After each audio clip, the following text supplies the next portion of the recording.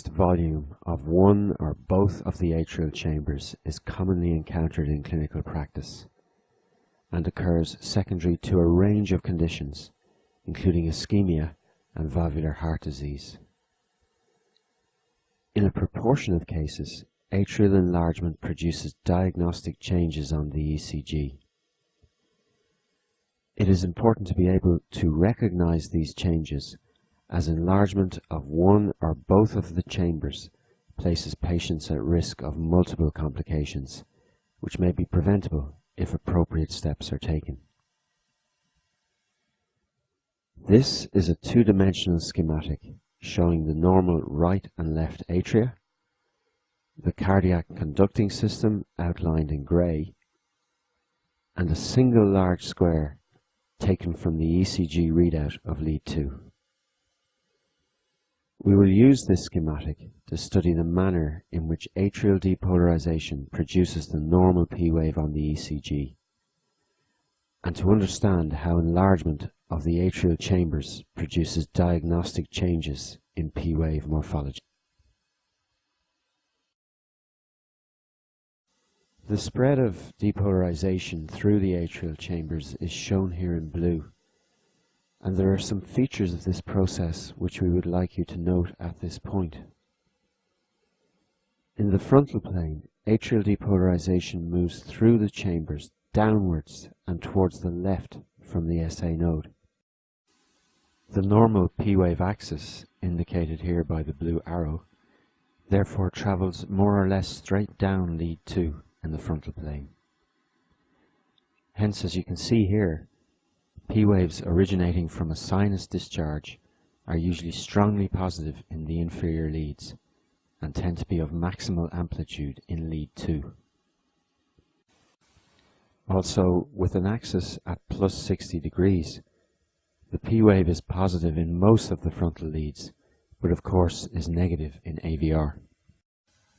Returning to our atrial schematic, you will also notice that because of the location of the SA node, depolarization of the right atrium is complete somewhat earlier than that of the left.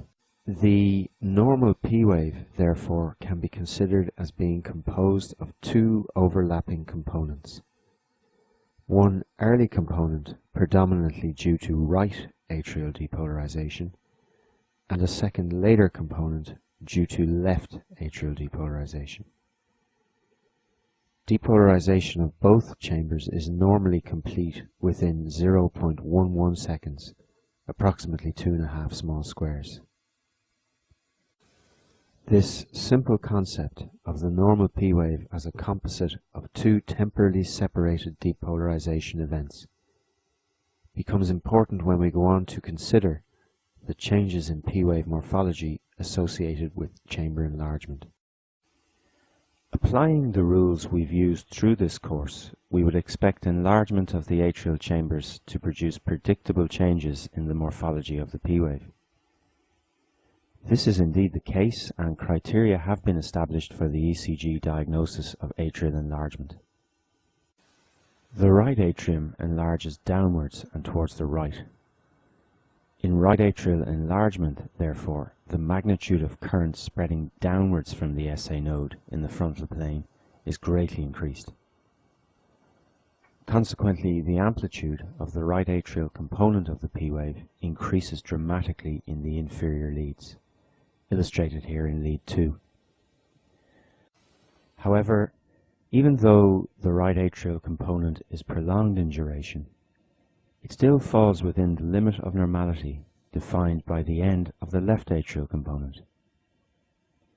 Therefore, in right atrial enlargement, the recorded P wave is increased in amplitude but is of normal duration, that is, less than 2.5 small squares in width. You will also appreciate that as the right atrium enlarges downwards and towards the right, the P wave axis may shift towards AVF. Hence, as shown here, in right atrial enlargement, the P wave in lead AVF can become more prominent than that in lead 2. In practice, a P wave taller than 2.5 millimeters, that is 2.5 small squares, in any of the inferior leads is indicative of right atrial enlargement. In left atrial enlargement, as the chamber enlarges away from the SA node, the component of the P wave due to left atrial depolarization is prolonged. The effect of this is to prolong the recorded P wave beyond the normal limit of 0.11 seconds. A P wave in any lead on the ECG longer than 0.11 seconds in duration, in practical terms more than 2.5 small squares in width, is highly suggestive of left atrial enlargement. In addition, in some cases of left atrial enlargement, increased asynchrony in the depolarization of the chambers may result in two readily identifiable separate peaks in the P wave due to right and left atrial depolarization. This notched morphology in P waves is commonly seen in normal ECGs. As we've seen, a degree of asynchrony between the two chambers is quite normal. However, if the separation between the two peaks is equal to or greater than 0.05 seconds in duration, that is, one small square or more separation between the peaks, this is highly suggestive of left atrial enlargement. A notched P wave with this diagnostic degree of separation between the right and left atrial peaks is referred to as P mitrale. True P mitrale, as defined here, is very specific for left atrial enlargement. P waves are generally positive in the chest leads, but tend to be of low amplitude, as the spread of atrial depolarization is less prominent in the horizontal plane compared to that in the frontal plane. However, one point of note in these leads: as the left atrium lies somewhat posterior to the right chamber, left atrial depolarization moving posteriorly and to the left may produce a small negative terminal deflection in the P wave recorded in lead V1. This is observed in many normal ECGs. However, in the presence of left atrial enlargement, this finding can be dramatically exaggerated.